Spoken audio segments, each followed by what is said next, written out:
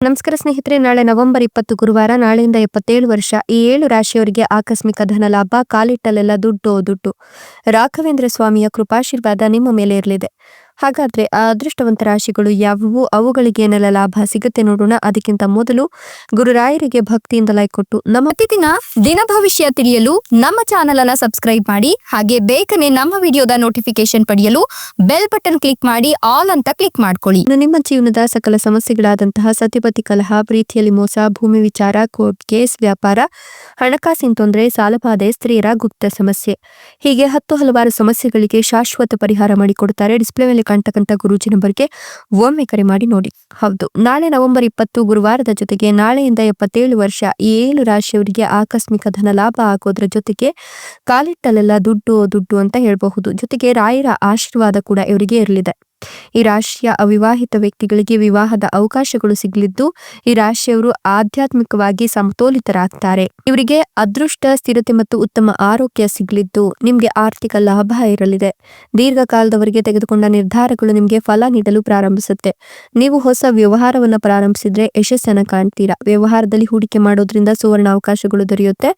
ಜೊತೆಗೆ ಖಚಿತವಾದ ಲಾಭವನ್ನ ಕೂಡ ನೀವು ಈ ಸಂದರ್ಭದಲ್ಲಿ ಪಡೆದುಕೊಳ್ತೀರಾ ಅಂತ ಹೇಳಬಹುದು. ಇನ್ನು ಈ ಒಂದು ಸಂದರ್ಭದಲ್ಲಿ ನೀವು ಯಾವ್ದಾದ್ರು ಹೊಸದಾಗಿ ವ್ಯಾಪಾರ, ಉದ್ಯೋಗ, ವ್ಯವಹಾರವನ್ನ ಆರಂಭ ಮಾಡಬೇಕು ಅನ್ಕೊಂಡಿದ್ರೆ ಖಂಡಿತವಾಗಿಯೂ ಕೂಡ ನಿಮ್ಗೆ ಕನಸಲ್ಲೂ ಕಾಂಚನ ಎಂಬ ರೀತಿ ಸಾಕಷ್ಟು ಲಾಭ ಸಿಗುತ್ತೆ. ಮೋಸ ಹೋಗೋದನ್ನ ತಪ್ಪಿಸ್ಕೊಳ್ಬೇಕು ಅಂತ ಅಂದ್ರೆ ನೀವು ಹೆಚ್ಚು ಶ್ರಮ ಪಡ್ಬೇಕಾಗತ್ತೆ. ಭವಿಷ್ಯಕ್ಕಾಗಿ ದೀರ್ಘಕಾಲದ ಹೂಡಿಕೆಗಳನ್ನು ಮಾಡಬೇಕಾಗತ್ತೆ.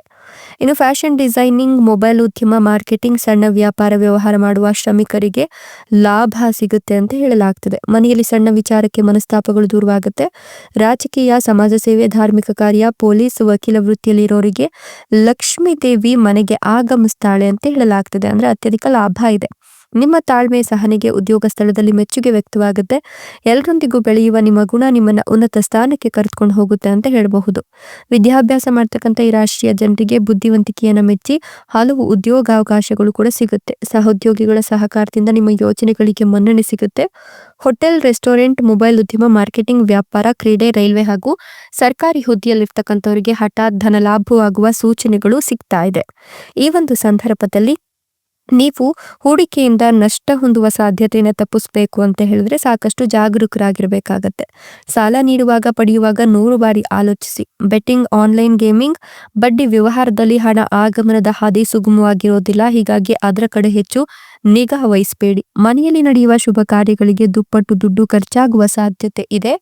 ಪತ್ರಿಕೋದ್ಯಮ, ಸೇನೆ, ಪೊಲೀಸ್, ಸಮಾಜ ಸೇವೆ, ವಿಶೇಷವಾಗಿ ಅಗತ್ಯ ಇರೋರಿಗೆ ಸಹಾಯ ಮಾಡುವ ನಿಮಗೆ ಹಣದ ಹರಿವು ಕೂಡ ಹೆಚ್ಚಿಗೆ ಆಗತ್ತೆ.